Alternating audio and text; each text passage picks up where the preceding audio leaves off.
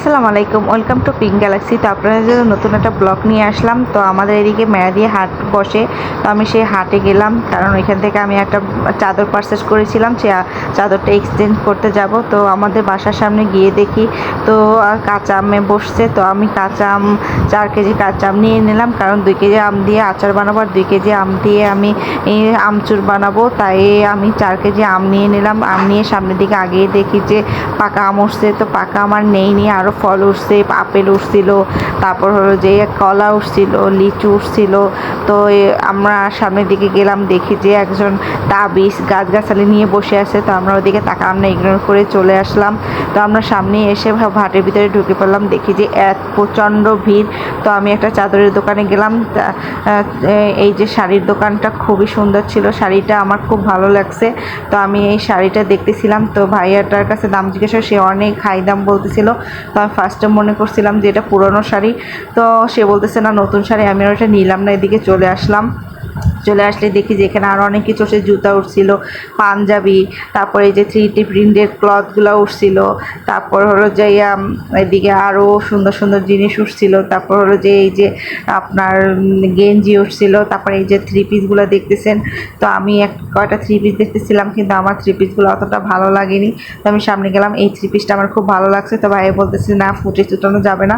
তো আমি আর ফুটেজ উঠাইনি, আমি সামনের দিকে চলে গেলাম। তো এই 1 পিস ছিল এখানে, তারপর এদিকে তো প্লাজো ছিল, তারপরে এই যে স্কার্ট ছিল, তারপরে এই যে এই কতগুলো ঘরোয়া জিনিস ছিল। তো এগুলার আমি নিলাম না।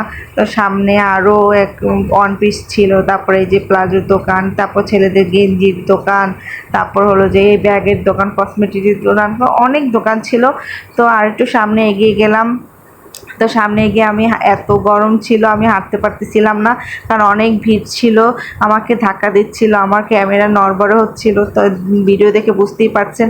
তারপর আমি আরও সামনের দিকে এগিয়ে গেলাম। লুঙ্গি এই যে দেখেন আপনারা যে এখানে সবজির দোকান উঠছে। তো এখানে আমি আরও সামনের দিকে হাঁটতে হাঁটতে গিয়ে দেখে এই যে কাঁচা আম ছিল, তারপরে এই যে ডাব উঠছিল, ওই সাইডে লুঙ্গি ছিল।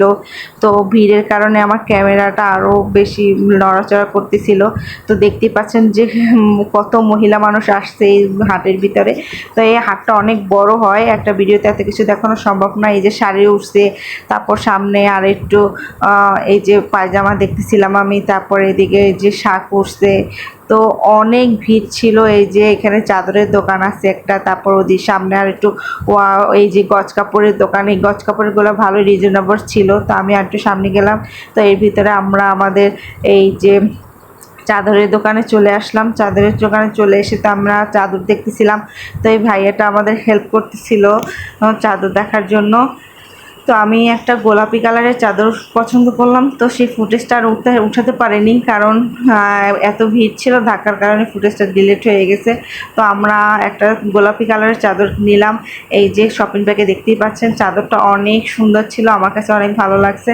আপনি এখানে কম দামি বেশি দামি সব ধরনের জিনিস পাবেন।